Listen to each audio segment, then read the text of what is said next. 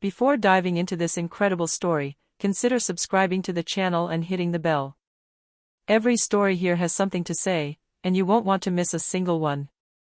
Racist cop slaps bad black judge, minutes later, his empire collapses. The midday sun struck the burning asphalt of Beverly Heights, a wealthy enclave nestled in the heart of the Maryland, where the streets had names like Hawthorne Drive, Cambridge Lane. The majestic mansions looked like they were taken from an architectural magazine: red brick facades, wrought iron balconies, sash windows. The lawns were lush green, watered to the millimeter. There was no sound, except for the faint hum of automatic irrigation systems or the rustle of a sheet hung out to dry in a walled garden. A black Cadillac Escalade was parked not far from the entrance to a property with a wrought iron gate. The engine purred faintly, a symbol of controlled, discreet luxury. Inside, a dark-skinned man sat upright, in a posture of calm and authority. He wore a charcoal gray suit with impeccable tailoring, an ivory shirt, and a neatly knotted burgundy tie. His understated gold watch gleamed in the light filtering through the windshield. His salt and pepper beard was perfectly groomed. He spoke into a discreet earpiece, his deep, steady voice resonating throughout the cabin. "Tell the Supreme Court I'll be present at Monday's session. Yes, I want to review this wrongful eviction case. We've received new testimony in Wells v. HUD." He paused, listened, then added firmly, "No, I don't want this case to be buried. Not until the families have been heard." His name, Franklin Monroe. Federal judge. Respected. Feared. But above all, deeply engaged. He was not born into comfort.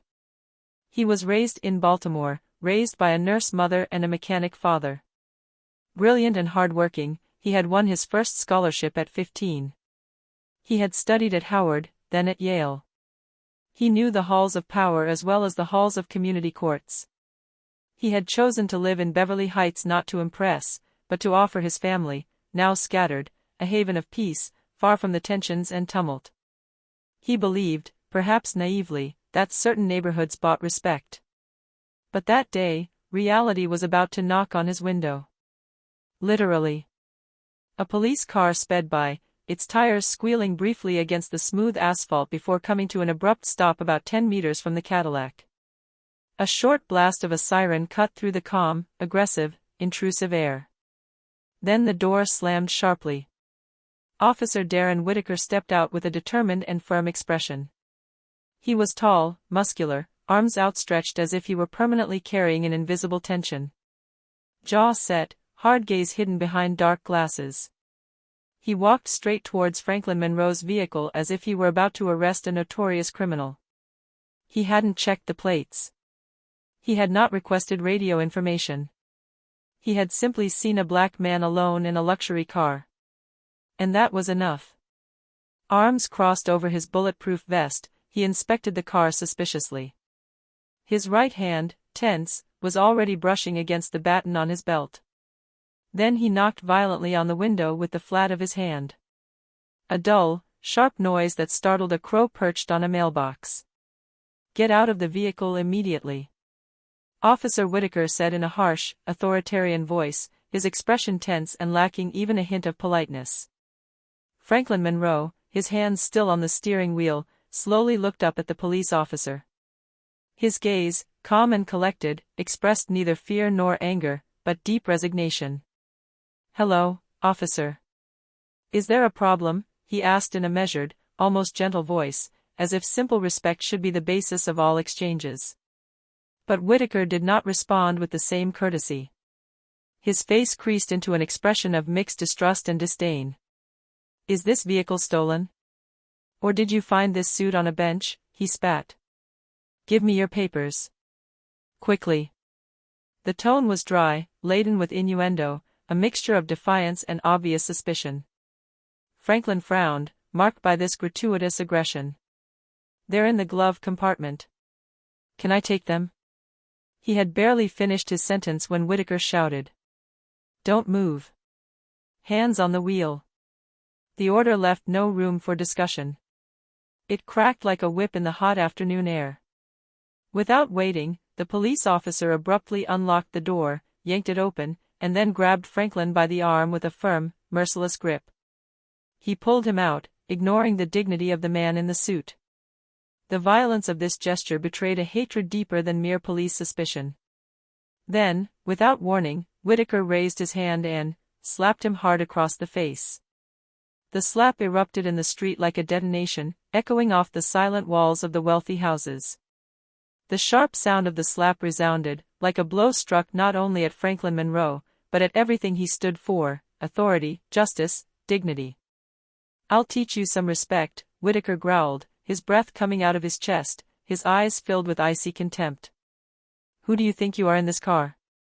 Franklin reeled from the shock and fell softly to the ground, his trembling fingers brushing the hot asphalt. His jaw clenched, the bitter taste of blood and humiliation filling his mouth. A few meters away, hidden behind a hedge, a black teenager, his heart pounding, discreetly raised his phone. Jalen Brooks filmed the scene, aware that he was witnessing something important, perhaps even historic. Franklin's gaze met the boy's. Not a cry, not a word, came from his mouth. This silence, in its strength and dignity, was more powerful than any cry of pain or revolt. He did not deny what he was. He would not run away. Even on the ground, humiliated, he remained standing in his soul. Handcuffed, wrists tied behind the back, Franklin Monroe was roughly shoved toward the patrol vehicle. His leather shoes slipped slightly on the pavement, but he regained his balance. He didn't struggle. He didn't scream. He didn't even have a word. He walked straight, surrounded by silence, a silence full of shame and tension. Not his, that of the witnesses. On the porches of neighboring houses, residents had come out. A white woman in a yoga dress held her hand over her mouth, stunned. A man in golf shorts looked down, ashamed, lacking the strength to intervene. Children watched, stunned, from behind a bay window. He was no longer a man. He was a black figure handcuffed in a white neighborhood, escorted like a thief, humiliated in front of his own home. But Franklin waited. He knew. He always knew that the veneer of respect can crack in a second, and that under certain looks, even a judge's robe does not protect the color of his skin. He was thrown into the back seat of the police car. The door slammed. At the police station, a few minutes later. The sun had barely moved across the sky when the atmosphere changed completely in the Montgomery police station. Darren Whitaker strode into the main hall with a conquering stride. He looked proud, almost self-satisfied, oozing misplaced authority. He glanced around, announcing aloud. "A suspicious guy in a Cadillac. No papers. Aggressive. He was resisting arrest. Possible vehicle theft." He winked at a young agent behind a desk. "And I bet the suit is as stolen as the car." But around him, the faces changed, the jokes didn't make anyone laugh. A discreet silence fell, a new tension.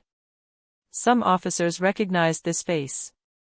One of them, the agent Martinez, discreetly approached a colleague. "Wait. Isn't that Judge Monroe? The civil rights guy? The one who dismantled the Red Line housing project in Baltimore?" His colleague paled slightly. "Shit. I think you're right." But Whitaker, confident in himself, saw nothing. He still relished what he thought was a demonstration of legitimate authority. Meanwhile, the Captain Rebecca Lawson entered the room. Upright and strict, she was known for her professionalism, her impartiality, and her lack of patience for blunders. "What is this express arrest?" she asked curtly. "A suspect in a luxury vehicle. Resisted arrest. No identification on him. He acted arrogant, so I had to incapacitate him." She reached out her hand. "Give me his name." Whitaker shrugged, handed over the report form. Lawson took it, read the first lines, and stopped. His eyes froze on the name. His face lost all color. His mouth barely opened. "Franklin Monroe." She slowly looked up. "You stopped, Federal Judge Monroe?" Whitaker frowned, suddenly uncomfortable. "The what?" Lawson slammed the form on the table. You slapped a federal magistrate in office, you idiot. He sits at the Washington, D.C. Court of Appeals. He is one of the most respected men in the country when it comes to constitutional law. A silence glacial fell on the room. All that could be heard was the hum of the old ceiling fan, the nervous fingers of an officer tapping at his keyboard, and the sudden shock of this truth which had just fallen like a guillotine. Whitaker took a step back, pale. Is this a joke? Lawson glared at him. Do I look like I'm joking? In the hallway, a rumor was already rising. Phones were vibrating, internal radios buzzing. Someone called out, without daring to raise their voice. The governor is calling. He wants an immediate explanation. And at the same time, the video of young Jalen Brooks, posted a few minutes earlier, exploded online. On X, formerly Twitter, on Instagram, on journalist groups. The title was simple. Black federal judge humiliated by white police officer, watch to the end. The scandal had just begun. And Whitaker's empire had just collapsed. A few minutes later, while the tension at the police station was still palpable, Captain Rebecca Lawson's phone began to vibrate frantically. Once. Then twice. 3 times. She tried to quickly check the screen, but the calls kept coming. Names appeared that were usually only seen during major crises. The state attorney general. The governor's office. A direct contact from the United States Supreme Court. She took the governor's call, straightened up in her uniform, walked to her office, and locked the door. On the other side of the window, the agents who remained in the main room no longer dared to speak. The atmosphere had become heavy, full of heavy silences and shifty glances. Even those who, just minutes earlier, had been laughing at Darren Whitaker's jokes were now looking at their shoes. Meanwhile, on the internet, the video.it was short, 43 seconds. Blurry at times, but the sound was perfectly clear. It showed Franklin Monroe in his car. Then the door flew open. Whitaker's gesture. The slap. The policeman's deep voice yelling, "I'll teach you respect." Then the man who falls, the teenager who whispers. He has no idea who it is. All this, accompanied by a simple, raw, chilling text. A black judge slapped by a white police officer. Live. In America. 2025, #Justice for Monroe. In less than 10 minutes, the tweet was shared more than 200,000 times. An hour later, the hashtag Justice for Monroe weighs in the world top 1. Public figures, celebrities, former presidents, sitting judges, university professors, lawyers, artists, the whole country was on fire. Darren Whitaker was suspended within the hour. No debate. No preliminary hearing. Suspended. Without pay. Indefensible. The Ministry of Justice announced the opening of a formal investigation, not only on the incident, but over the entire disciplinary history of the agent. It was not just the beginning. The press conference was organized urgently in the atrium of the federal court in Washington, D.C., where Franklin Monroe had sat for over 10 years. He refused to wear his robe. He insisted on coming in simple costume, without badge, without insignia. "I come as a man, not to an institution," he told his assistant. When he appeared before the cameras, the flashes crackled.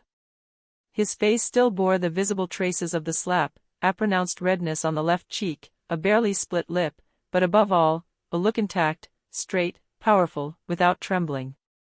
He took a breath, placed his hands on the desk. Then his voice rang out. "I am black. I am a federal judge. And yet, today I was treated like a criminal. Without proof. Without motive. Pulled from my car, humiliated, beaten. If this can happen to me, with my status, my name, my position, imagine what those you have never heard of go through every day. The ones no one films. Those we forget." And deep silence reigned in the room. Not a whisper. Not a word.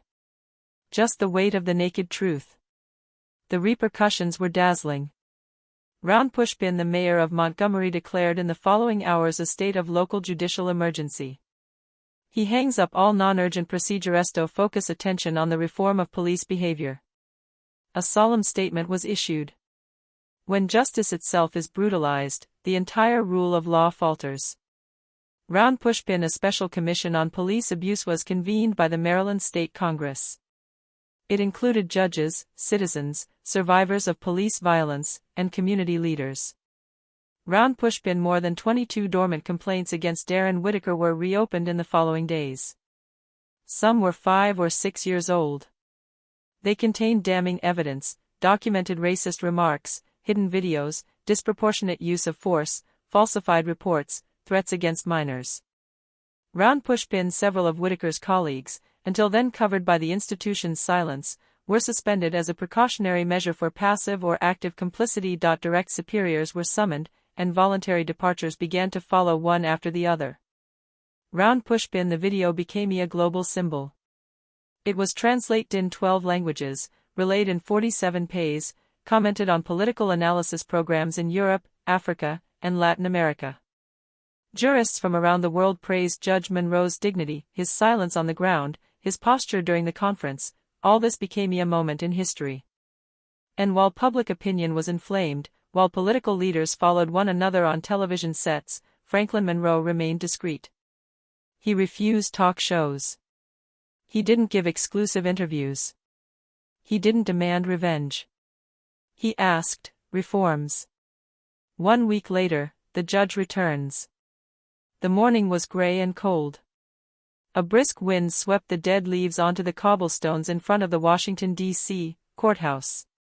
Inside, the heavy oak doors opened to reveal an unusual scene. Franklin Monroe entered, dressed in his usual dark suit, but this time his step carried the gravity of a man who was no longer simply a magistrate, but a voice that had become national. As he entered the courtroom, something unexpected happened. The assembly rose spontaneously. Not out of simple respect for protocol, nor out of forced politeness, but by a sincere, deep surge of admiration. Gazes fell on him with a mixture of astonishment and respect. Some murmured quietly, recalling recent events. Others discreetly wiped away a tear. For they knew that beyond the costume, he had survived the ordeal of fire. On the stand, Franklin made no attempt to turn the tide of revenge. He did not demand any spectacular punishment. He spoke with the wisdom of a man who understands that justice is not about personal revenge, but about collective transformation. "I am not here to ask for justice for myself alone," he declared, his voice firm, vibrating with suppressed emotion. "I am here to demand that our system change. That we recognize that systemic racism is not an opinion, but a reality that hurts, that kills, that destroys trust. That we must build a police force that protects and respects all of its citizens." His voice rose, clear and strong in the great hall. "We need profound reforms. Those who wear the uniform must be trained to recognize their biases. The mechanisms of abuse of power must be fought with the same rigor as the crimes we prosecute." Soon after his speech, action was taken. Swift. Unexpected. Essential. The Montgomery Police Department underwent a complete restructuring. An independent, external monitoring team was appointed to oversee each stage. But above all, a national program was born, the Monroe Act, a set of mandatory training courses for all police officers in the country on racial bias, peaceful de-escalation, and respect for civil rights. The program combined workshops, testimonies, and psychological assessments. Funds were released to support victims of police abuse and to increase transparency through body cameras. As for Darren Whitaker, the man whose slap had triggered this earthquake, was charged. The charges were serious: aggravated violence, abuse of power, racial harassment. But the most ironic was yet to come. At the preliminary hearing, the judge appointed to preside over his trial asked to be recused. For what? Because he was the same Judge Franklin Monroe. In order not to compromise the impartiality of the court, Monroe refused to sit on this personal case. It was a decision with great significance: justice must be blind, even when it is injured. On a cold winter morning, several months after the incident, Franklin Monroe was invited to speak before a packed lecture hall at Georgetown University. Before an audience of students, academics, and activists, he ended his speech with these words, which made the room vibrate. That day, he didn't recognize me. He didn't see me as a judge, nor as a citizen. Just like a black man in a nice car.